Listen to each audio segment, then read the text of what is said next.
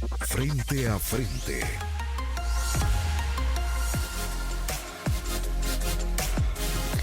Hola, ¿qué tal? Muy buenos días. Muchísimas gracias por sintonizar la Telecorporación Salvadoreña y este que es el principal espacio de opinión política en nuestro país. Hoy, dedicado a la conmemoración de 200 años desde la firma de la independencia de las Provincias Unidas de Centroamérica.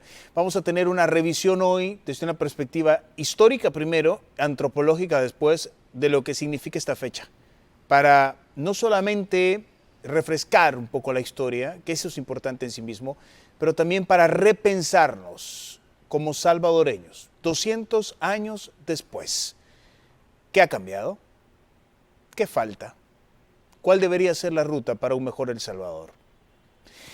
Algunas preguntas y nos vamos a auxiliar en esta primera parte del doctor Ricardo Castellón, José Ricardo Castellón Osegueda.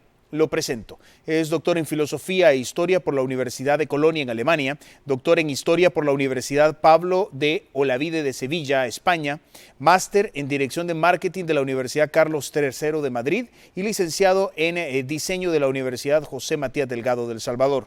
Docente universitario, diseñador y desarrollador curricular, consultor en comunicación y diseño e investigador histórico.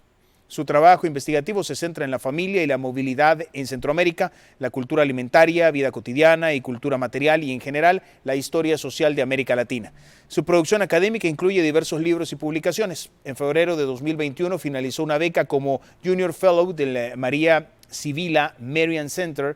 También es alumni del Servicio Alemán de Intercambio Académico, miembro y secretario de Academia Salvadoreña de Historia, miembro de la Asociación Alemana de Investigaciones sobre América Latina y desde el 2018 investigador en el Instituto de la Universidad de Colonia, Alemania. En septiembre de nos vamos a quedar hasta ahí y vamos a irnos ahora hasta septiembre de 1821 para conversar esta plática, cuando cambiaba el estado de cosas para Centroamérica. Doctor, bienvenido a la Telecorporación, qué gusto saludarlo. ¿Cómo está usted? Muy bien, Federico, muchas gracias. A usted por despertar tan temprano y acompañarnos. A ver, que en Alemania creo que las horas de diferencia hacen mucho más fácil este tema de madrugar. Mire, 2 de la tarde supondría yo, ¿no? Mire, doctor, quisiera que comenzáramos por regresar en el tiempo, 15 de septiembre, 1821. ¿Qué cambiaba? No solamente con la firma del acta esta para un grupo, pero para la gran mayoría, ¿qué cambió a partir del 15 de septiembre? Bueno, yo creo que hay que comenzar por decir que en 2021, a 200 años de la firma de la independencia, la vida de los pueblos de Guatemala, El Salvador, Honduras, Nicaragua y Costa Rica sigue estando profundamente marcada por la diversidad étnica y cultural, así como por la desigualdad socioeconómica, la violencia y la movilidad, esas cosas que nosotros ya conocemos. Pero además por las aspiraciones sociales, por ideas, por ideales y por visiones de emancipación. En mi opinión, esto dice de lo que terminó siendo la independencia a futuro y del corto alcance o de la poca consonancia que tuvo con su propósito. Creo que celebrar la independencia y creo que celebrar el aniversario del fin de la era colonial a partir de la firma de la independencia, en su simpleza sería un error. La firma del documento inició nada más un proceso y fue resultado también de un proceso. Es decir, en ese sentido creo que hay un acuerdo generalizado de que se trató de un proceso, de un momento que se prolongó en el tiempo. Creo que la independencia tiene que juzgarse más bien a la sombra de lo que significó ese proceso en lo inmediato. Y ahí encontramos hallazgos interesantes. En lo inmediato, pues las guerras federales que implicaron grandes sacrificios humanos, yo diría que en buena medida innecesarios, pero además por los eventos posteriores. Creo que en ese sentido podemos enumerar algunos de los eventos emblemáticos. Creo que podemos comenzar con la idea de la búsqueda del ideario nacional del siglo XIX, obviando la imagen del indio o solo usándola como lo simbólico, como algo simbólico. El ejemplo aquí es el invento de Atlacate. Creo que otro suceso fue el desarrollo cafetalero del siglo XIX, que trajo beneficios, pero beneficios desiguales. esta fue una época igualmente irónica, porque mientras por un lado se estilaban las ciudades a la manera francesa y se construían parques y avenidas o casas con jardines floridos en la parte frontal, se expropiaba al mismo tiempo las comunidades, las tierras ejidales y comunales indígenas en 1881. Por otra parte, muchos años más adelante, la industrialización, igualmente desigual en los años 60, que conllevó algunas desigualdades que derribaron para el caso con la guerra entre El Salvador y Honduras, y que un evento que además dio al traste con el esfuerzo del mercado común centroamericano.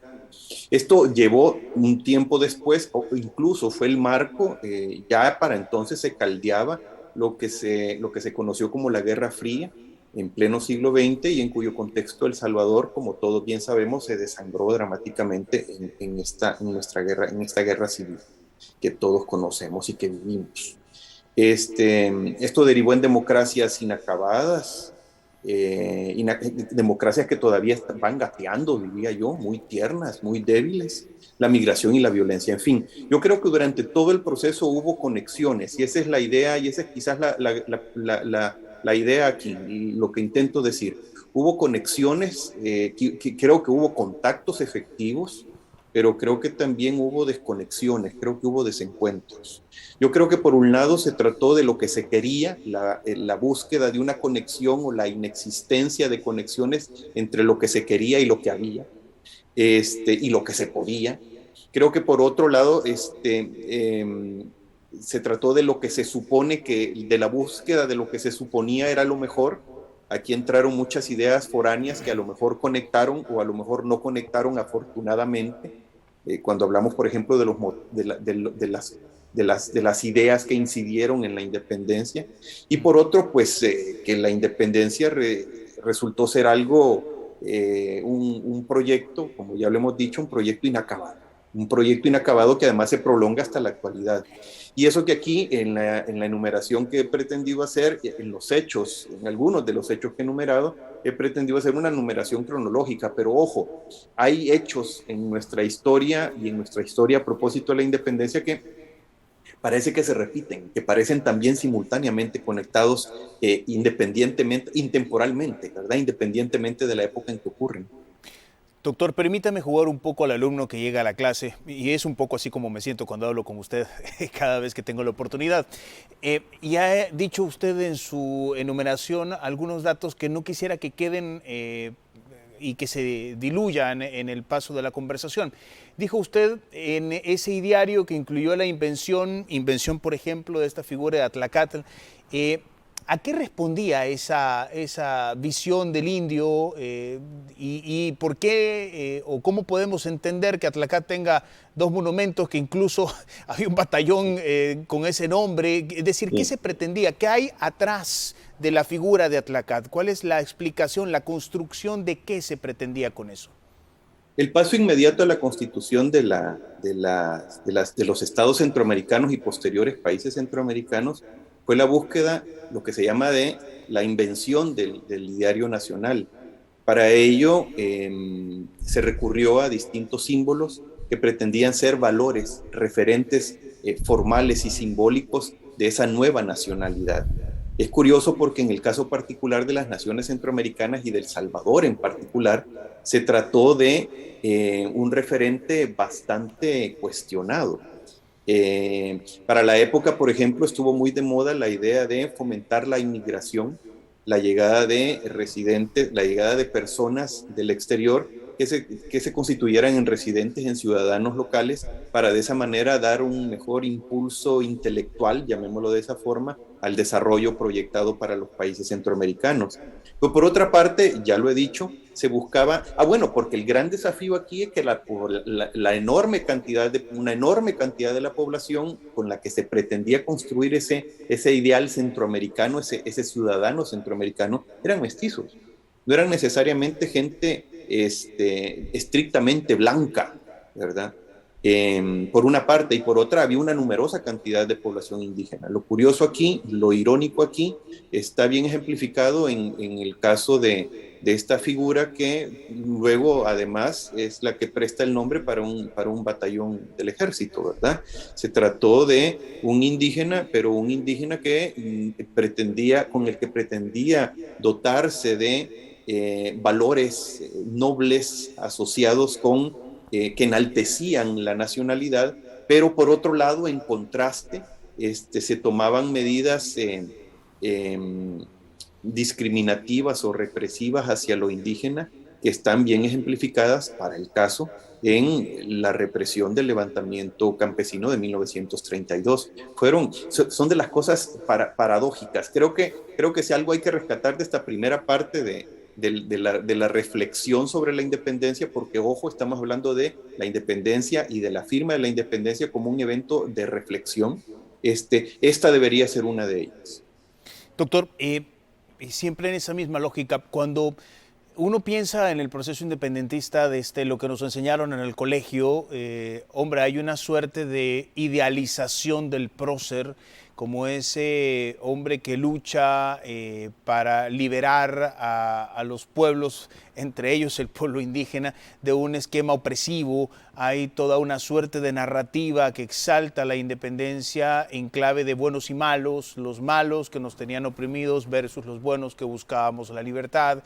Y yo quisiera preguntarle a usted si dentro de la lógica de entender la firma como un proceso, como un evento puntual que hace parte de todo un proceso, ese diario hace sentido.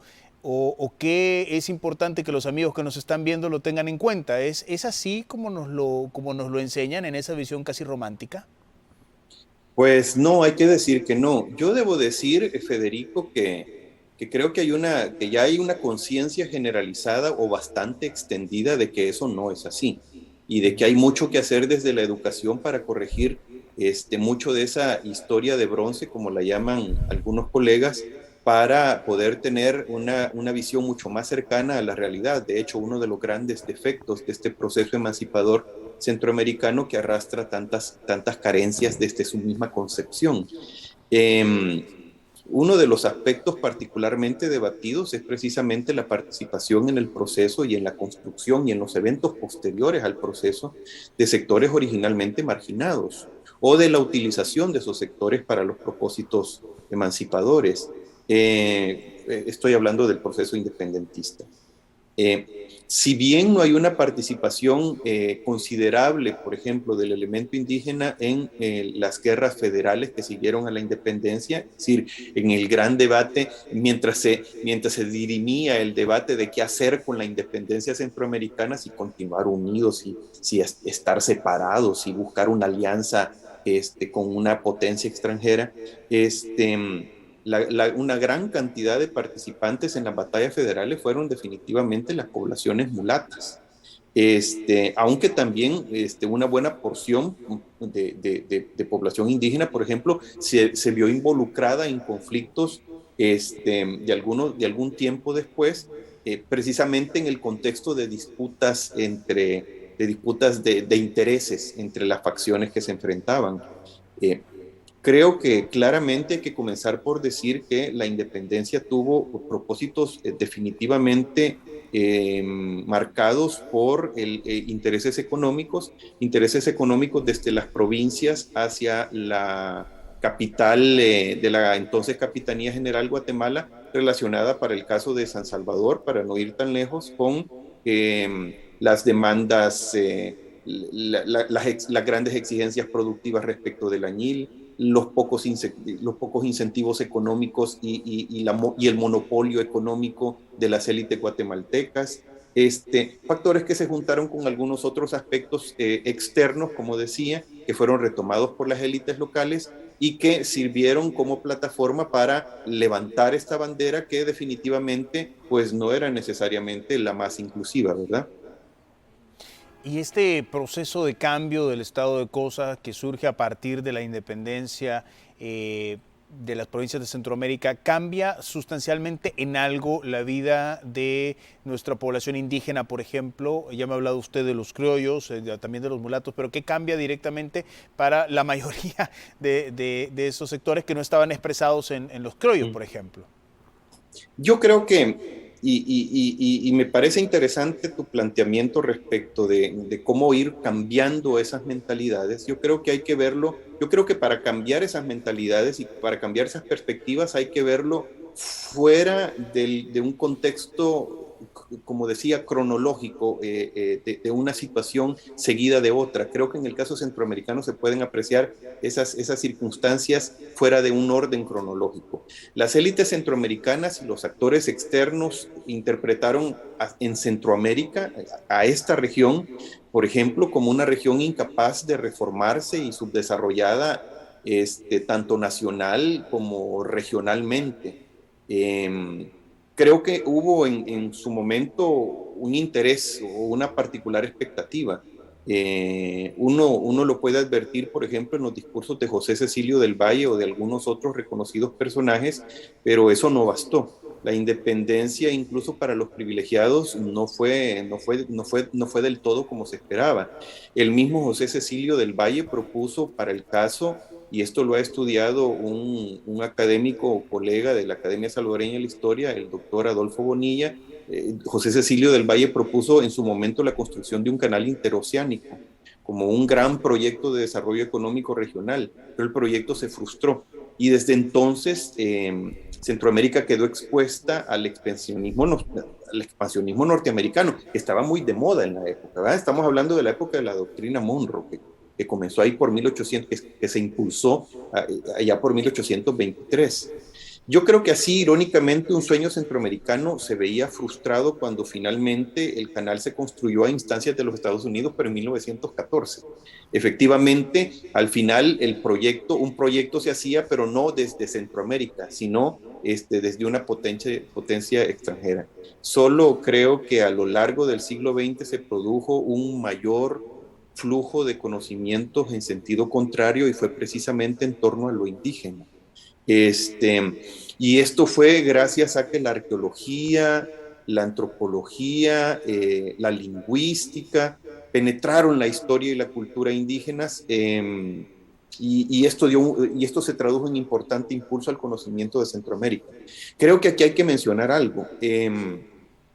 El conocimiento, por ejemplo, de lo maya coincidió con el cansancio de la modernidad, con el letargo de la modernidad en la época, y se vio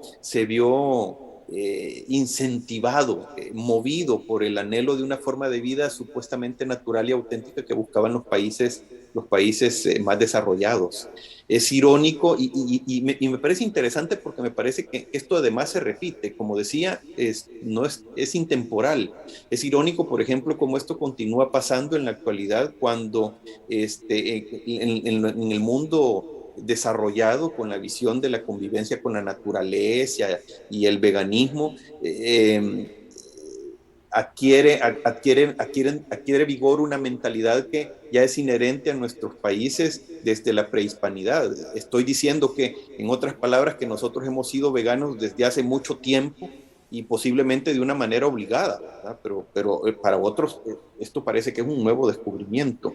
El encuentro así de lo indígena, por ejemplo, del conocimiento ancestral, es irónicamente reconocido desde afuera a partir de nuevos descubrimientos que para nosotros ya no lo son.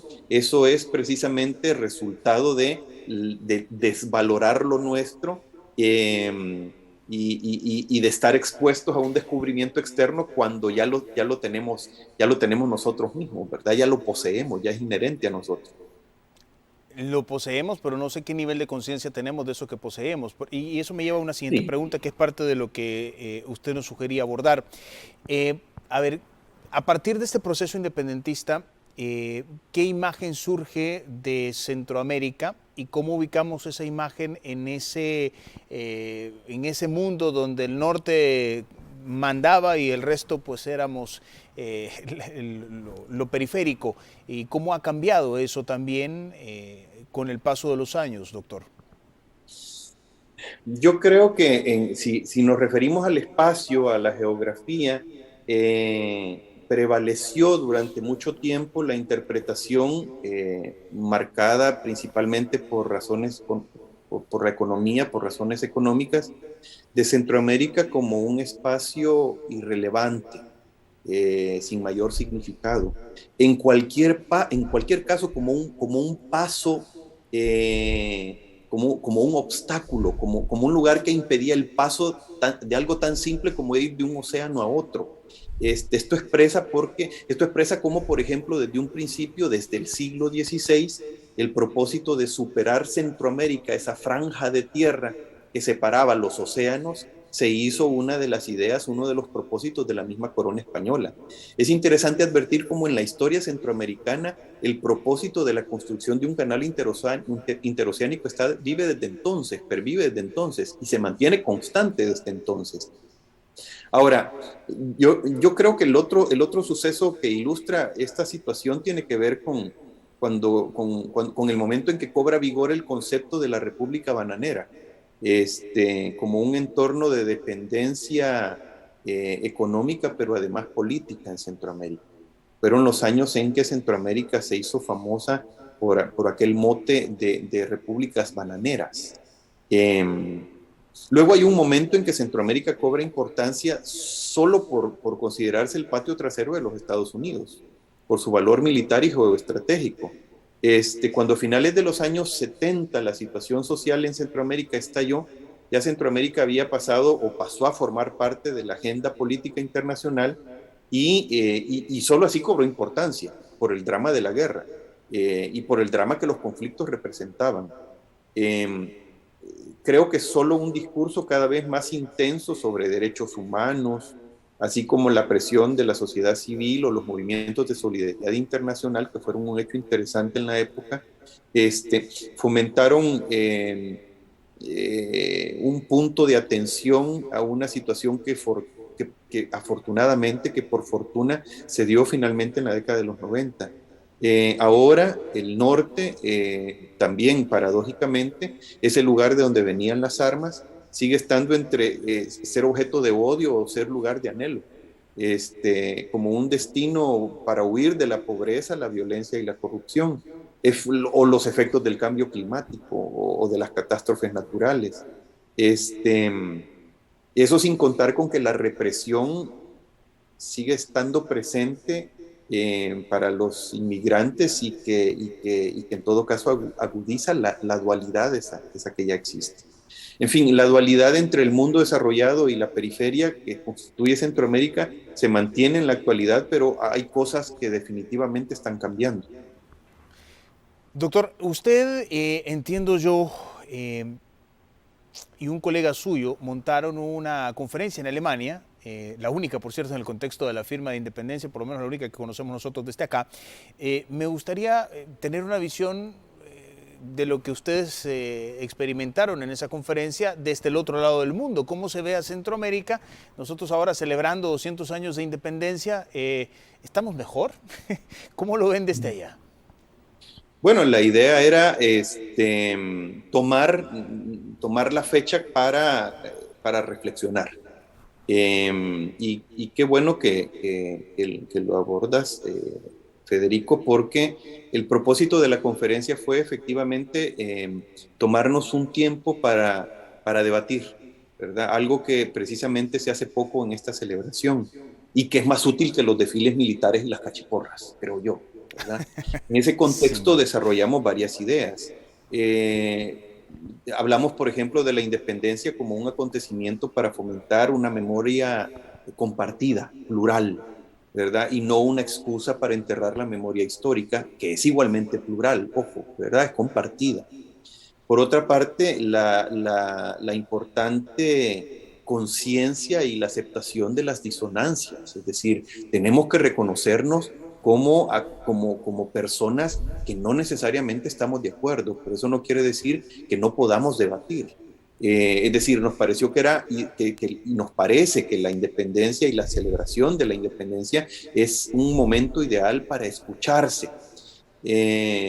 Hablamos de más cosas en la conferencia, pero también creo que es importante decir que en este espacio de debate pretendimos o quisimos hablar críticamente de nuestras perspectivas sobre Centroamérica, pero además reflexionar sobre posibles alternativas a sus problemas. Creo que en suma el 15 de septiembre es una oportunidad para llamar la atención sobre Centroamérica y creo que ese fue el espíritu del evento. Un espíritu que además queremos compartir, que además nos interesa compartir y que nos interesaba compartir precisamente por estarlo haciendo de afuera hacia adentro y estarlo haciendo en un entorno en el que Centroamérica aparece verdaderamente marcada por la violencia y la migración, ¿verdad? Decir que Centroamérica es mucho más que eso. Es decir, en otras palabras, no solo referir a Centroamérica como un lugar de conflicto, superar esa idea, sino además mostrar a Centroamérica como un lugar donde ocurren muchas más cosas y de las que se pueden obtener muchas experiencias. Porque lo que sucede es que además Centroamérica suele considerarse, incluso en los medios académicos, un poco de manera marginal, ¿verdad? La conferencia tuvo esos propósitos y estuvo dirigida a un público académico. Y quizás en ese mismo espíritu hay que decir que también estuvo orientada al público interesado en América Latina, en América Central y, por supuesto, a la comunidad centroamericana en Alemania y afuera de El Salvador o de los países centroamericanos, ¿verdad? Ok.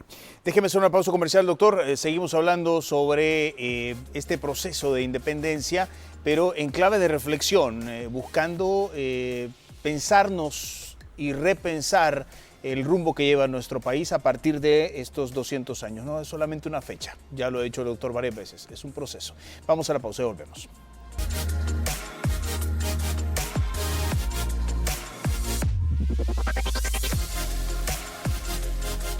Muy bien, gracias por continuar con nosotros.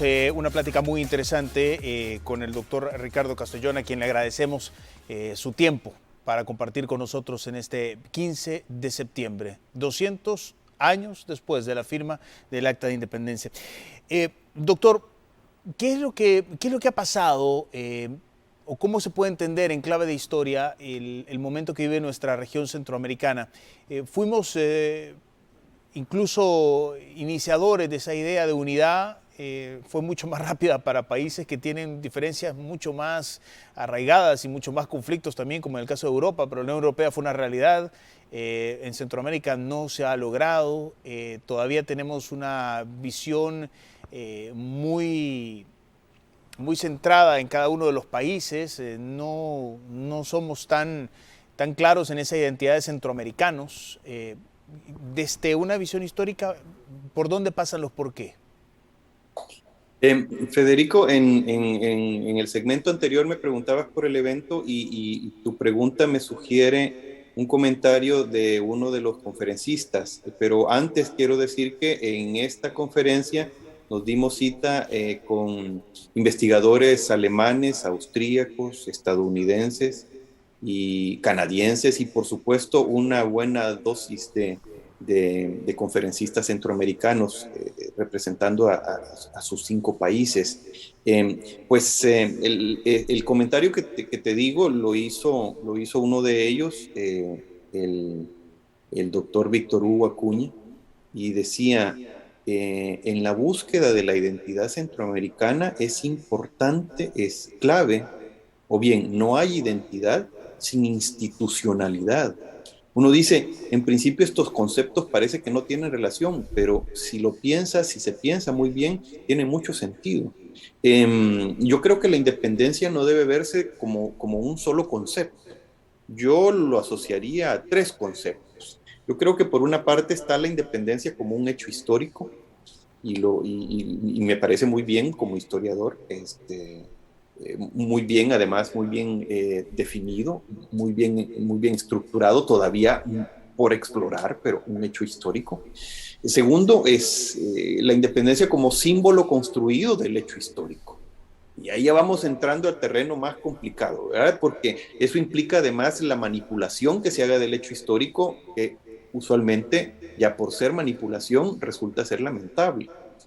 Y tercero, yo creo que podemos entender la independencia como un concepto de significado propio, o bien con un significado conferido desde cada una de nuestras identidades, es decir, más allá del significado oficial, más allá de lo que pueda significar la marcha o la vacación. Primero, yo creo que ya no podemos hablar de la independencia lo mismo que podíamos hablar de la independencia hace 200, hace 100 o hace 50 años. Desde la historia no ha habido, no han cambiado solo los hechos que rodean la independencia, cambian además las reflexiones que se pueden hacer sobre la independencia y muchas veces derivadas de los nuevos hallazgos. Por cierto, que como te comento, ya son varios y por suerte ya se comienzan a asimilar. Por otra parte, segundo, yo creo que es importante hablar de la independencia, o bien que no es posible hablar de independencia si seguimos esperando una remesa. Los países no pueden ser económicamente independientes, eso es una irrealidad, ¿verdad? Porque además nadie es independiente en la economía global, es elemental, pero dependemos de las remesas. Esa es una realidad también, querramos o no, y eso no es malo para el bienestar de algunos. Otra cosa es el uso que se dé a las remesas y lo bueno o malo que eso representa, ¿verdad? No vamos a hablar de eso. Por otro lado, creo que es imposible hablar de la independencia si el hogar es más de un territorio, ¿verdad? Yo creo que todos sabemos muy bien, y si no todos deberíamos tener presente que 1 de cada 3 salvadoreños vive en el extranjero. Y fíjese que esto es importante, Federico, porque este es un tema que yo creo que hay que estudiar de Centroamérica. Y es el poder de los afectos, le llamo yo. ¿Ya? Es el poder, es cómo mueven las emociones a través de esos dólares de sudor y sangre que se transforman en dólares de comida rápida, o los vínculos que se crean e inciden en el país más allá de las remesas y de la importancia que tienen para la economía. Eso es importante porque está determinando la influencia que tienen los salvadoreños en el exterior con los salvadoreños en el interior. Y es importante porque uno lo puede apreciar incluso en las dimensiones políticas. Luego, yo creo que es imposible hablar de la independencia si seguimos percibiendo, si seguimos ejercitando la exclusión. Yo creo que es importante querer ser independientes, pero que para ser independientes y para ser soberanos estamos hablando de un conglomerado, somos todos los salvadoreños. Y eso entonces implica involucrarnos a todos, ¿verdad? Hasta las minorías. Es decir, democracia es eso, ¿verdad? Democracia es incluirnos a todos. Y eso es independencia. Creo que independencia también es no depender de un subsidio para vivir, así de claro. Es decir, tener trabajo, tener educación y, ojo, no tener que depender de un arma para sentirse seguro, ¿verdad? O no tener que depender de un muro para sentirse seguro, o no tener que depender de saltar un muro para sentirse seguro y vivir mejor, ¿verdad? Es decir, lo mismo que no es depender de un muro para sentirse mejor, la historia debe analizarse tal cual es, ¿verdad? No en función de la conveniencia que se puede obtener de ella. Yo creo que las fechas de celebración como fechas como la independencia son para reflexionar precisamente en ese tipo de cosas. Y en esa reflexión a la que usted nos invita, doctor, ¿qué tan importante es pensar, por ejemplo, con calma, esas narrativas que exaltan las figuras ligadas a la independencia y sobre la cual se construye todo un sistema de ideas para justificar, por ejemplo, el militarismo? Vemos, por ejemplo, el uso que ha tenido en Venezuela la figura de Bolívar, la exaltación de la figura del indígena en algunos movimientos latinoamericanos, políticos y sociales. Vemos como, por ejemplo, lo que usted mencionaba, el tema de la independencia se entiende en clave de desfile militar y así por el estilo. Es decir, hasta qué punto este proceso y todo lo relativo, todo lo que rodea la independencia sirve para la construcción de narrativas que no tienen absolutamente nada que ver con una perspectiva histórica, sino más bien con una lectura intencionada de la historia para fines políticos. Yo quiero aprovechar tu pregunta porque casi se contesta sola para hablar de la educación. Yo creo que en este caso la educación es clave. Quisiera en ese sentido, y por eso es que quiero aprovecharla, quisiera en ese sentido aprovechar para dar a conocer el esfuerzo que ya se está haciendo desde Centroamérica por el conocimiento de su propia realidad, por el debate de sus realidades y por la exploración de situaciones problemáticas que posiblemente apunten a soluciones. Se están desarrollando nuevas investigaciones, se han desarrollado nuevas investigaciones. Trabajos sobre la independencia hay bastantes interesantes de parte de colegas como Eugenia López, Adolfo Bonilla, Sajid Herrera, Carlos Gregorio López. Y hay un último libro de Héctor Lindo Fuentes bastante interesante que refiere precisamente, es una extrapolación entre 1821 y 1921.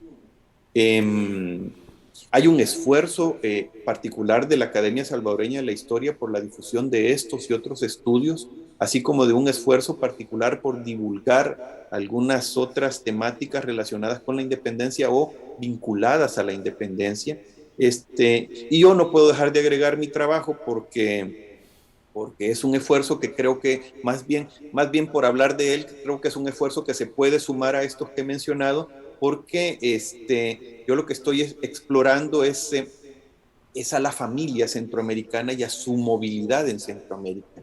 Creo que la movilidad centroamericana se explica, la movilidad actual en Centroamérica se explica desde la misma era colonial, y que la enorme presión porque la gente tenga que moverse acontece desde ya antes de la independencia. Solo quiero mencionar dos circunstancias para agotar el asunto y permitiéndome y aprovechándome que se trata de mí. He tenido la oportunidad de estudiar la población de San Salvador entre 1771 y 1751, 1771 y 1821. Y es curioso porque de 4 sansalvadoreños, de 4 habitantes de San Salvador para 1821, por lo menos uno venía de afuera de San Salvador. Es interesante porque si uno compara eso con los resultados de la encuesta del 2006 del Digestic, era una cantidad similar. Y es interesante porque es más o menos hacia donde nos apunta la cantidad de salvadoreños viviendo en el extranjero. El otro caso que quería señalar tiene que ver con el hecho de que efectivamente la movilidad estaba impulsada por razones económicas, ya en la época. La gran cantidad de población que se movía en el territorio de lo que luego sería El Salvador estaba estaba impulsada por las temporadas añileras. Esto no debe resultar curioso, puesto que la región pacífica y de ella la región salvadoreña era la que producía quizás el único producto de exportación de valía en la Capitanía General de Guatemala para 1821, y era el añil. Y es interesante porque, y esto como paréntesis adicional, este mismo propósito de explotar toda la capacidad familiar que luego deriva en grandes problemas familiares que terminan en cuestiones como la delincuencia o la criminalidad o las pandillas, para el caso, esta enorme presión sobre la familia se ve expresada todavía años después en las exigencias para la familia en tiempos de las cortas de café, ¿verdad? El hecho de que las clases terminen en octubre no es casual, tiene que ver con la posibilidad de explotar incluso la mano de obra infantil para las temporadas cafetaleras. Ahora pues, se ve menos porque el café ha bajado en intensidad respecto de rubro económico, como rubro económico. Pero son cosas que tienen que ver. Muy bien, doctor. Hay un tema interesante. Cuando estamos hablando de independencia, ya lo decía usted, en este mundo global no se puede terminar de hablar de independencia porque es poco funcional. Pero a lo que quiero llegar es cómo nos ubicamos o cómo debemos entender a Centroamérica 200 años después en este mundo global, en esta era de la información y la comunicación, en este siglo XXI. A partir de tomar como fecha o punto de partida el 15 de septiembre de 1821, ¿dónde está ahora Centroamérica? Pues es una interesante pregunta. Yo la pondría siempre en perspectiva histórica. Y creo que la vincularía mucho con la identidad, Federico. En general, las personas, los actores sociales, como se los puede llamar, construyen identidades personales y sociales por contraste, en interacción con los otros, en interacción con el otro. Esto tiene mucho peso en una región tan plural como Centroamérica. Es decir, hemos pretendido la unidad para Centroamérica, pero la unidad pasa por la comprensión de que somos diferentes y eso es importante, porque hay diferencias más que por países, incluso en Centroamérica, más que por países, hay diferencias por regiones. Uno lo puede notar, por ejemplo, por el hecho de que la carretera panamericana pasa por el Pacífico, no por el Atlántico, ¿verdad?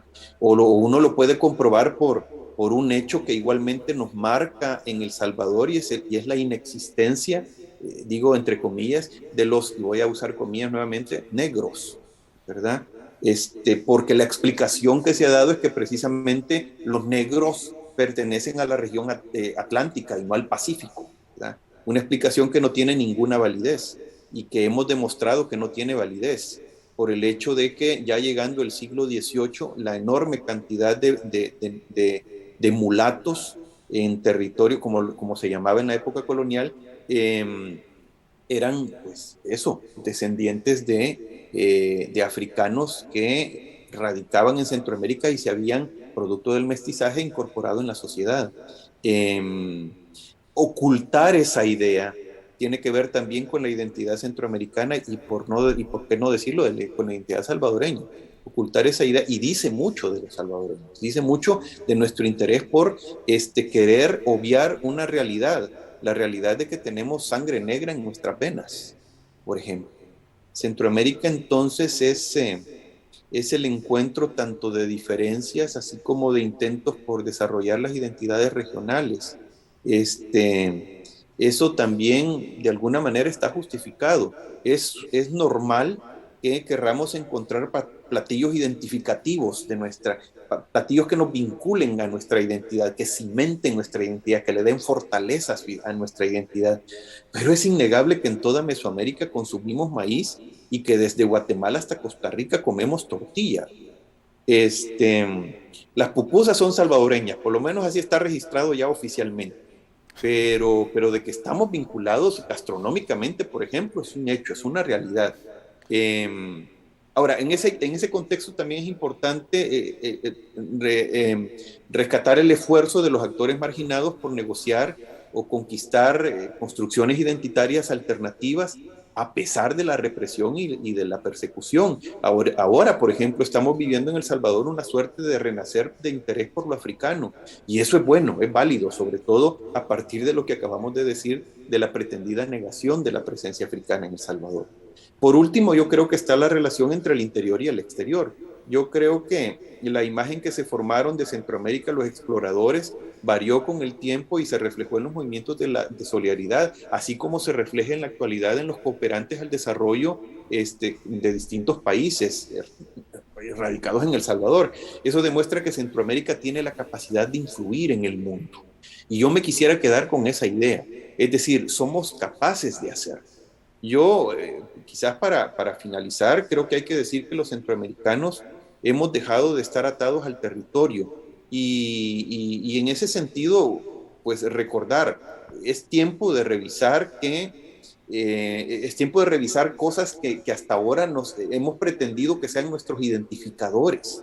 Ya cuando hablamos de que 1 de cada 3 salvadoreños viven en el exterior, estamos hablando de la necesidad apremiante de revisar la oración a la bandera, ¿verdad? Dios te salve, patria sagrada, en tu seno hemos nacido y amado. No es cierto, hay muchos que ya no nacieron necesariamente en esta tierra. Eso cambia radicalmente la visión de los centroamericanos de ellos mismos y dice del potencial que pueden hacer desde afuera hacia adentro, insisto, así como de adentro hacia afuera. Ok.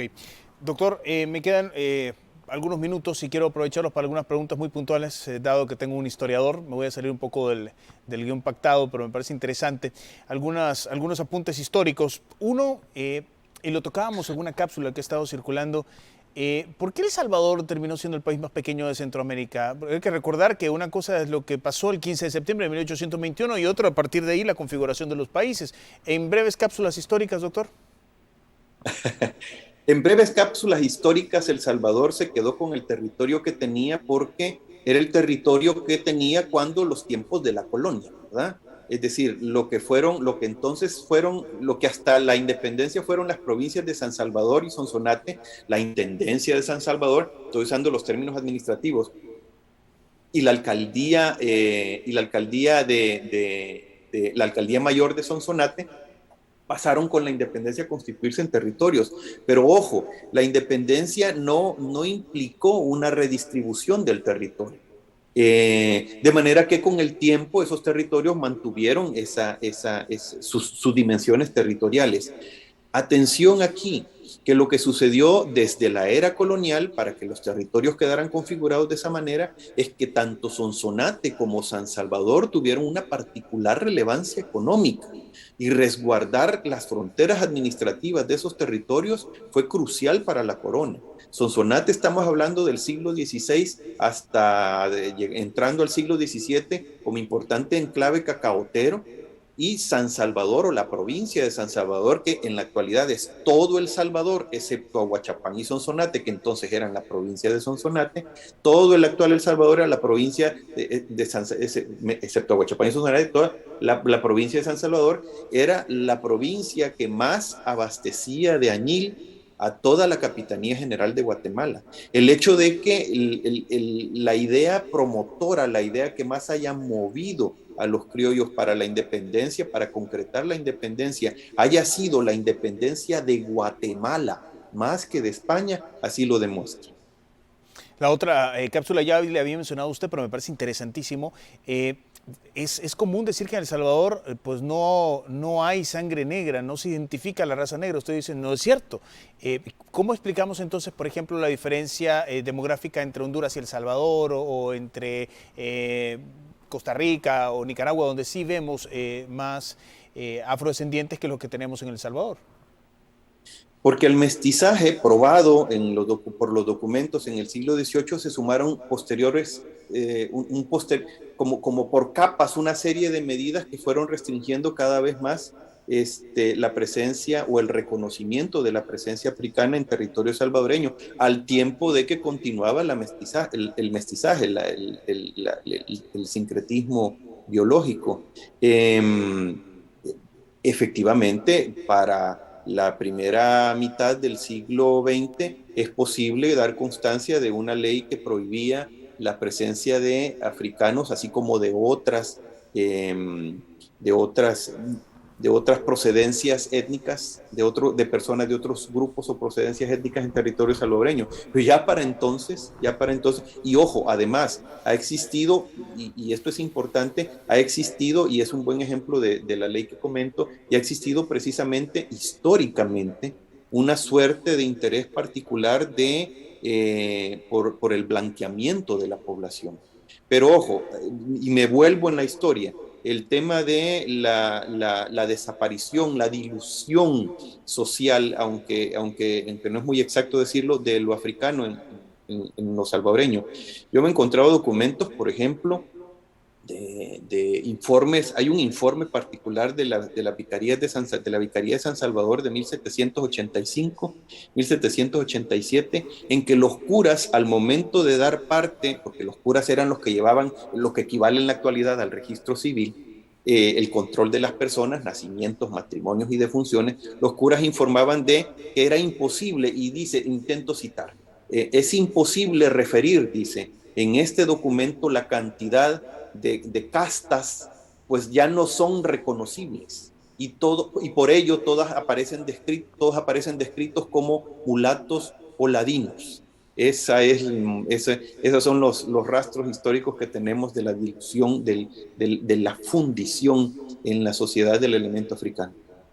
Muy bien. Bueno, doctor, ya para despedirme de usted, le invito a que nos deje una reflexión de esta fecha.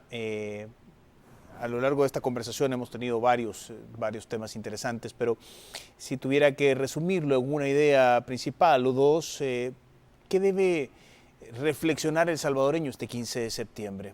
¿A qué debemos aspirar, más allá de decir que nos independizamos de España un 15 de septiembre?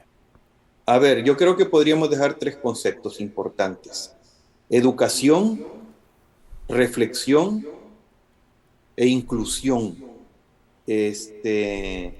permitirnos esas tres cosas, porque creo que se trata de que nosotros mismos nos lo permitamos. No quisiera, inclusión es también tolerancia, pues a eso me refiero, que nos permitamos hacer de estas fechas, de estos conceptos, circunstancias de reflexión, para poder realizarlas y para poder realizarnos mejor, que veamos más allá con ese propósito. Muy bien. Doctor, desde Colonia, Alemania, muchísimas gracias. Ha sido un placer conversar con usted, siempre lo es. Y bueno, espero que no sea la última oportunidad que tenga este servidor de aprender de sus investigaciones y de su constante aporte a las ciencias sociales. Será hasta la próxima. Muchas gracias a ustedes. Que tengan todos un buen día. Déjeme hacer una pausa. Cuando regresemos entendemos la independencia desde el punto de vista antropológico, ¿les parece? Y nos repensamos como salvadoreños.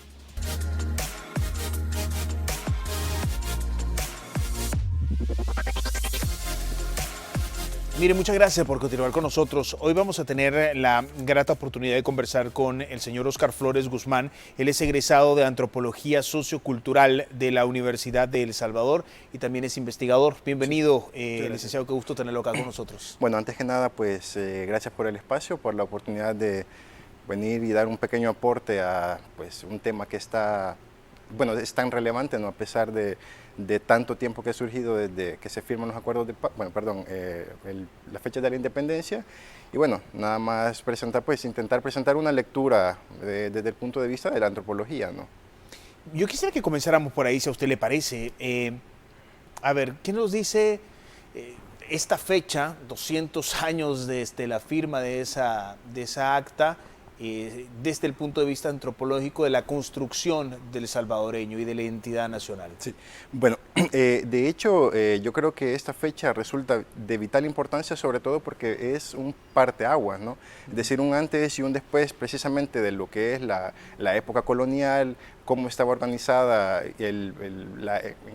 la estructura social en esa época y cómo se viene transformando a través del tiempo, ¿no? Obviamente surgen con algunas características bien particulares, dada el contexto social mismo en el que se firma la independencia, y a través del tiempo, pues obviamente la realidad social es algo que constantemente se va transformando y obviamente toma nuevos matices, ¿no? En la actualidad, como bien lo mencionaban hace un par de minutos, aspectos que hace que 100, 200 años no estaban como quizás en la mente de las personas que estaban dirigiendo el Estado-Nación en ese momento, pero que ahora la tecnología, las redes sociales particularmente, toman un papel protagónico y pues hacen lo suyo en la transformación de cómo se va configurando la idea de la identidad nacional, ¿no? Obviamente, cuando hablamos de identidad nacional o identidad del salvadoreño, bueno, no es una cuestión que tenga una respuesta muy sencilla, ¿no? De hecho, es una cuestión que tiene largas jornadas de discusión, al menos en la formación académica de la universidad, y obviamente acá pues solamente se puede dar un pequeño vistazo de qué es, ¿no? En tanto que la identidad nacional o del salvadoreño considero que no se podría encajonar en un concepto como tal, ¿no? Es decir, como trabajador o otro tipo de calificativos, ¿no? Sino más bien la identidad nacional viene se plantea a partir de que nosotros nos sentimos diferentes y somos diferentes al otro, ¿no? Es decir, que la identidad nacional viene dada a partir de las relaciones de los unos y los otros, como diría Carlos Lara Martínez, y a partir de estas diferencias es que se empiezan a configurar las identidades, la identidad nacional o la identidad del salvadoreño, ¿no? Obviamente considero de que, como lo dije hace un minuto, es un tema harto complejo y que necesita pues muchísimo tiempo para dar una respuesta, quizás no una respuesta definitiva, pero sí una postura un poco más certera de hacia dónde nos dirigimos, ¿no? Pero si tuviéramos que hacer una especie de rasgos, ¿cuáles son los rasgos que determinan esa identidad nacional, esa identidad salvadoreña? Bueno, Usted mencionaba uno, por ejemplo, que es un calificativo que se le da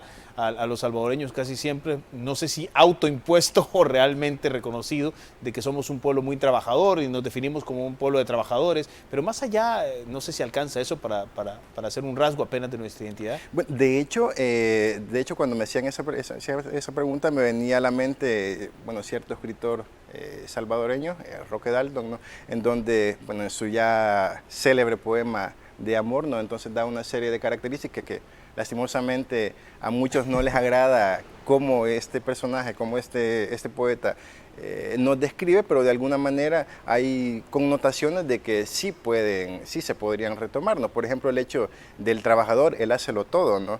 Es decir, no solamente acá en El Salvador se ven salvadoreños que constantemente están innovando, ¿no?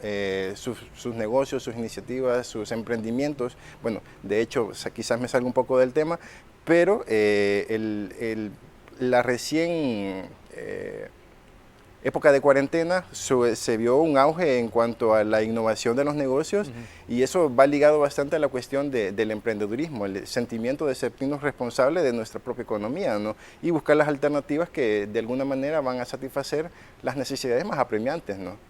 Creo que eso sí sería, creo que sí podría ser un aspecto, un concepto que se podría tomar, por así decirlo, a la ligera, pero que debería de contrapolarse con una investigación un poco más profunda, ¿no? Obviamente. Sin duda. Uno de los aspectos interesantes cuando se habla con la diáspora, por ejemplo, es ese aspecto nostálgico sobre nuestro país, sobre el retornar, que es una aspiración de la inmensa mayoría, pero al profundizar un poco, ¿realmente existe un orgullo nacional? Digo, más allá de los que viven fuera, uno escucha aquí en El Salvador una crítica constante, no es algo exclusivo de los salvadoreños, pero sí es una característica muy nuestra. Incluso se habla de un malinchismo, todo lo extranjero es mejor, todo lo que viene de afuera es mejor, todo lo que viene de Estados Unidos es mejor, o existe esa idea en algunos sectores. Desde el punto de vista de la antropología, ¿cómo nos explicamos eso? ¿Es que nos falta amar más El Salvador? Bueno, de hecho, justamente hoy por la mañana, dada la invitación inesperada, por así decirlo, me tomé el tiempo de hablar con algunos desconocidos referente a la idea con la que yo venía acá a la entrevista, ¿no? Y precisamente una de ellas me tocaba ese tema en particular, y ella pues lo planteaba de una manera en el que hacía un corte de edades, ¿no? Bueno, me decía, yo a partir de los 30 o mayor de los 30, usualmente estas personas tienen como un sentimiento de mayor amor a la patria, lo cito textualmente como ella me lo decía. Y sin embargo, los más jóvenes se ha ido difuminando, ¿no? Este sentimiento, valga la redundancia, el amor a la patria, ¿no? Entonces yo decía, o sea, ¿por qué? Yo creo que la pregunta ahí es el por qué, ¿no? Y obviamente la respuesta en común que estas personas me daban era que la educación, de alguna manera, bueno, había jugado un papel sumamente importante y lo debería de seguir jugando en la configuración de toda esa cuestión de la construcción de la democracia, de qué tan satisfecho se siente el salvadoreño de las necesidades más apremiantes, ¿no? Ya sea educación, ya sea salud, ya sea de carácter económico. Entonces, en un contexto que resulta bastante convulso, creo de que se puede prestar como el ambiente, el contexto para sentir ese desapego, ¿no? Sin embargo, bueno, yo tengo familiares fuera del país, pero esas personas expresan totalmente lo contrario, no saben lo difícil, el contexto social en el que estamos, y sin embargo mantienen ese apego, ese amor al país, a los símbolos, a la bandera, ¿no?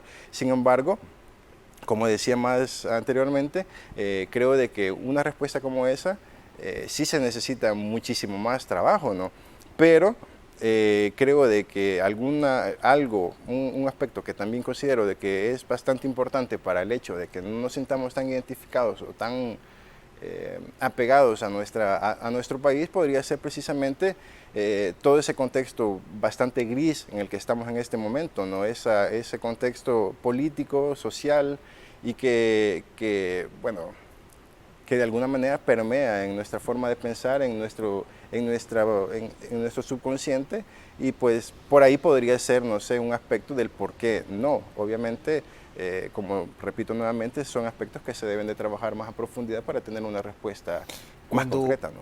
Cuando pensamos en el salvadoreño, yo creo que cabe repensar también las diferentes grupos o los diferentes grupos étnicos que componen nuestro pueblo.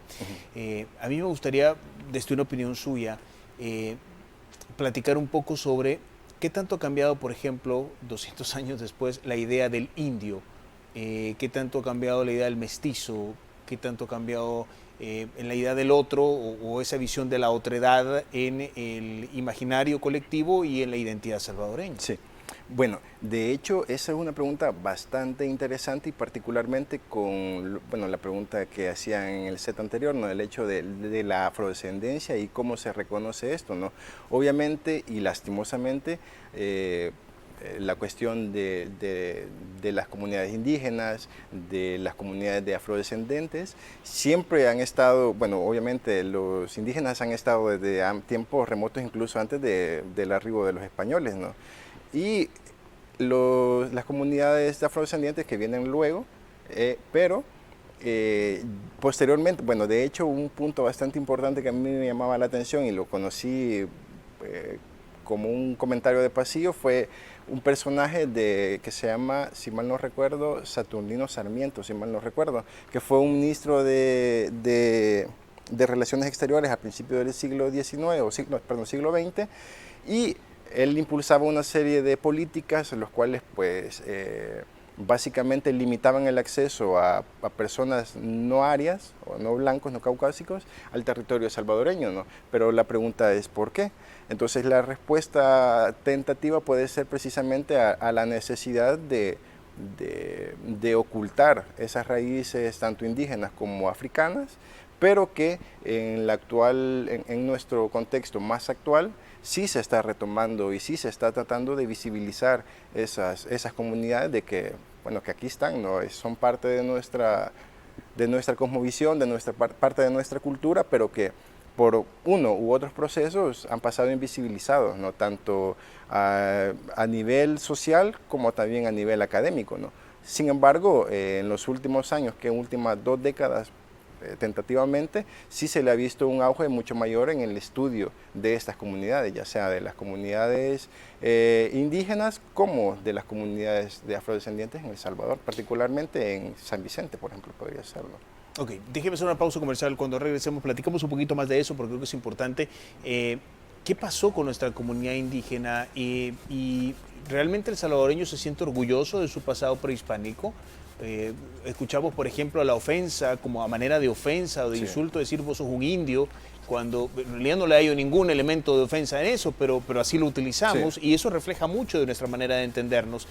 Platiquemos un poquito de eso, porque 200 años después que celebramos la independencia, hay todavía algunas cosas que nos esclavizan mentalmente. Vamos a platicar de eso. Sí.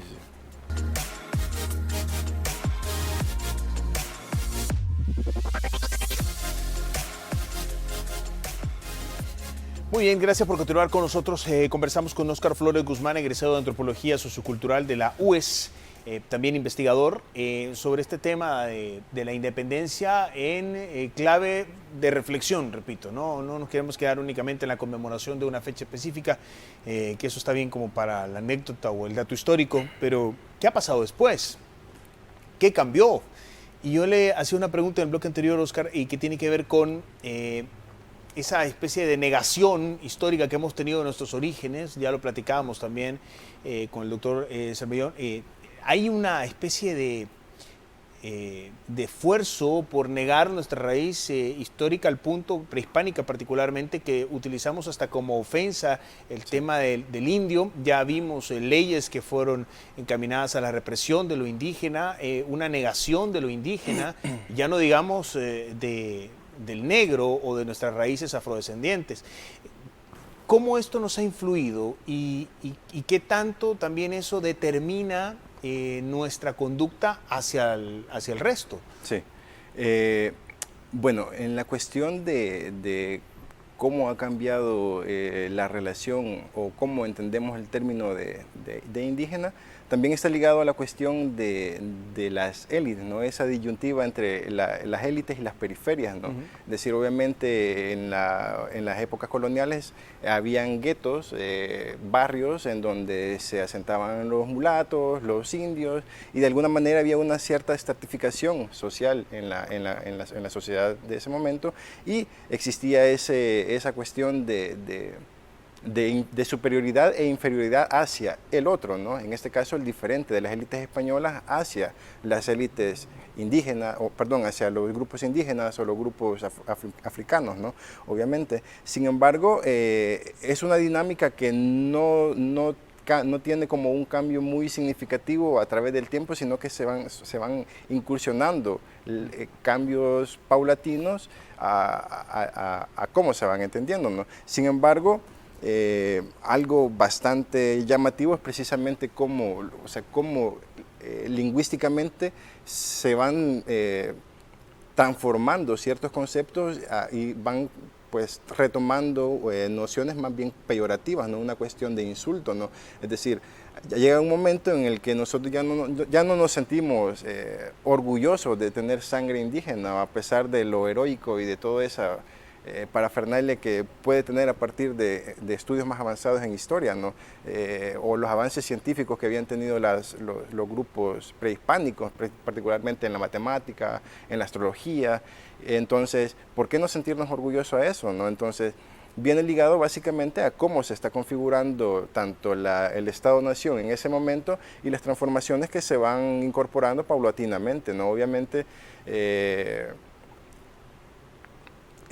un aspecto que influye o podría influir también es el hecho del por qué hay africanos en el territorio salvadoreño, ¿no? Yo creo que eso comienza por ahí, ese sentimiento de menosprecio al indígena, particularmente porque la razón por el que traían a los africanos a trabajar a los campos bananeros particularmente o a los campos cafetaleros era precisamente porque estos físicamente tenían una fortaleza superior al indígena, ¿no? Eran tolerantes a ciertas enfermedades a las cuales los indígenas no lo eran, ¿no? Entonces, obviamente esta no es como una explicación definitiva, pero puede ser un parteaguas o un punto donde se puede como analizar o intentar interpretar ese aspecto o ese menosprecio hacia nuestras raíces, básicamente, ¿no? Oscar, más allá de la visión romántica de la independencia, yo creo que es un momento de reflexión, ¿no? ¿Cómo a partir de la conmemoración de 200 años podemos subirnos a la reconstrucción de la sociedad salvadoreña, a la construcción de mejores cualidades del ser salvadoreño, sí, que pasen por justamente corregir algunos de los errores que hemos hablado, ¿no? Sí. La negativa de nuestro origen, el tema de la otredad y de cómo lo manejamos y cómo nos determina y cómo nos entendemos a partir de ello. Bueno, cuando hablamos de una reconstrucción del tejido social, creo de que si bien el punto de partida ya se hace 200 años, yo creo que el parteaguas moderno, desde mi perspectiva, serían los acuerdos de paz, ¿no? Sobre todo porque con la firma de los acuerdos de paz se intentaban establecer como las bases sociales para el reconocimiento de una serie de derechos y obligaciones como ciudadanos, ¿no? Y particularmente porque considero de que a partir de este momento es donde comienza un proceso de asentamiento de la democracia como tal, ¿no? Sin embargo,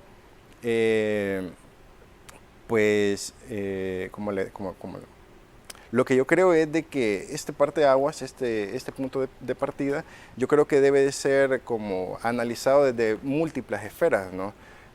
Precisamente desde la parte de los derechos humanos, desde las mejoras de la infraestructura del Estado y todo esto. Sin embargo, yo creo de que un punto muy esencial también en esta reconstrucción y en este asentamiento de la democracia en El Salvador juega y pasa precisamente por la educación, ¿no? Obviamente bueno, en épocas anteriores, en años anteriores, yo recuerdo cuando estaba en básica, toda esta cuestión de los símbolos patrios, de la oración a la bandera, etcétera, etcétera, etcétera, se veían como con un mayor realce, por así decirlo, y que intentaban transmitir una serie de normas y valores que iban articulando el accionar de los ciudadanos salvadoreños, ¿no? Obviamente. Y es una pregunta interesante. En este siglo XXI, el siglo de la información, el siglo donde hemos visto avances importantes en las tecnologías de la comunicación, el ser salvadoreño, la idea de salvadoreño que tenemos todos, cómo se inserta a ese mundo y cómo se enriquece en esa nueva dinámica que pasa el tema de la comunicación. Es que también tenemos, bueno, este año y en este mes hemos visto cómo, por ejemplo, estamos usando criptomonedas. Sí. Y es un cambio tremendo, solo para hablar de tecnología. A la pregunta que quiero llegar es, esta identidad que tenemos como salvadoreños, ¿cómo se inserta en esta nueva visión de ciudadano global? Bueno, de hecho, yo creo de que esta idea se inserta en un caldo totalmente apremiante, ¿no? Sobre todo porque el acceso tanto a la comunicación como a los medios tecnológicos hoy están al alcance de nuestras manos, ¿no? Obviamente hay una serie de instituciones que están trabajando en esta línea y que de alguna manera ya no solamente el trabajo que estas instituciones realizan ya no solamente se queda únicamente en la localidad de acción, ¿no? Es decir, ya no se mantiene totalmente aislado, aunque nunca lo ha estado, ¿no?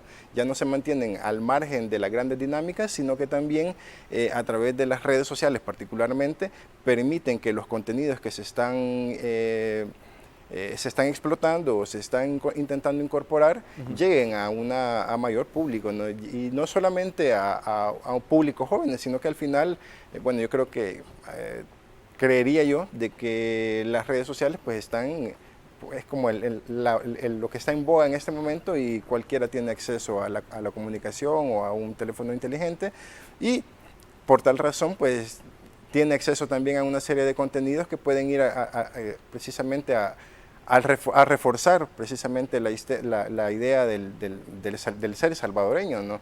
Ya no solamente como una cuestión de cuestiones alimentarias, como por ejemplo la pupusa o la cuestión del ser trabajador, sino más bien como algo más profundo en una estructura más bien de normas y valores, ¿no? Que pues se ven reforzados a partir de tanto de los rituales cívicos como de los símbolos patrios, ¿no? Que están implicados en el ritual mismo, ¿no? Y sobre esa base de los rituales, hay dentro de la esencia del ser salvadoreño algunos aspectos, algunas prácticas de las que pareciera que nos sentimos orgullosos cuando de verdad deberíamos sentirnos avergonzados. Por mencionar el retrato que hace Horacio Castellanos Moya de nosotros con El Asco y otros libros más como La cultura del diablo, que hacen ver cómo realmente pareciera que los antivalores nos los ponemos de medallita, ¿no? Sí, el ser impuntual, el ser hasta ciertos puntos sucios en la medida en que tiramos la basura a la calle, en la que practicamos casi con total naturalidad el hecho de realizar cosas inmorales en público o el hecho, por ejemplo, de orinar o defecar en la calle, etcétera. Y todos esos aspectos negativos que pareciera que en algunos sectores casi que se lucen como con orgullo, habría que aclarar, y se lo pregunto más bien en lugar de afirmarlo, ¿eso también hace parte de identidad nacional o no tiene absolutamente nada que ver? Yo creo de que cuando estamos hablando de identidad nacional se refiere más bien a un cúmulo de normas y valores, ¿no? No necesariamente tiene que ser una cuestión buena o una cuestión mala, ¿no? Hay, por ejemplo, podríamos decir en todo caso que hay valores y normas positivos y valores y normas negativos, por así decirlo, ¿no? Obviamente, y en última instancia, el labor del antropólogo no es venir y etiquetar este valor está bien o este valor o más bien representa un antivalor, sino más bien lo que nos corresponde a nosotros hacer es como la interpretación, ¿no? y dilucidar cuáles son los aspectos de la realidad, de la cotidianidad que están influyendo en que se estén configurando ese tipo de valores o antivalores, por decirlo así, ¿no?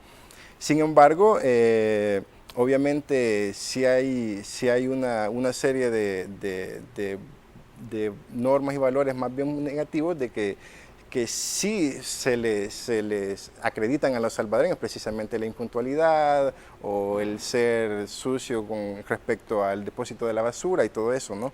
Sin embargo, esos son pequeños detalles, ¿no?, que están imbricados ahí y que únicamente se pueden entender y contextualizar con un estudio muy a profundidad de cómo se están configurando la identidad y cuáles son las normas y los valores que están imbricados en la identidad de los salvadoreños, ¿no?